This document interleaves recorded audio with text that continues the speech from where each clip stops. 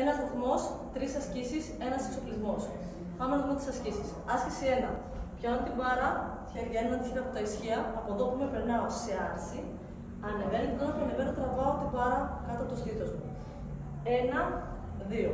Επιλογή μπορώ να πάρω φόρα, να βοηθήσω τα κιλά να έρθουν ψηλά, ξεκολλάω τη φτέρνα από το έδαφος. Okay. Άσκηση 2. Πρώτη επιλογή από εδώ που είμαι, θα πάω το πόδι πίσω τεντωμένο, θα πέσω μπροστά, θα κάνω κοπηλατική και θα ανέβω. Αλλαγή, πέφτω, σώμα μπροστά, κοπηλατική και ανεβαίνω. Δεύτερη επιλογή, μπορώ να φύγω στο πλάι, να ανοίξω τα δάχτυλα προς τα έξω, τραβάω, ανεβαίνω, επαναφορά. Πάω στο πλάι, ανοίγω τα δάχτυλα έξω, ανοίγω το γόνατο, κοπηλατική, επαναφορά.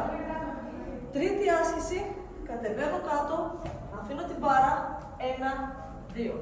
Πρώτη επιλογή, ακουμπάω γόνατα κάτω, χέρια ανοιχτά, περνάω σε μία πίεση, ανεβαίνω και τραβάω το γόνατο στον αγώνα. Η λεκάνη μου είναι χαμηλά, 1, 2, πλάι. Δεύτερη επιλογή, ακριβώς το ίδιο στις μύτες. Ανοίγω αγώνα στο πλάι, ανεβαίνω, γόνατο. Κατεβαίνω, ανεβαίνω, γόνατο. Τρίτη επιλογή, θα κατέβω κάτω και ταυτόχρονα αφήνω γόνατο.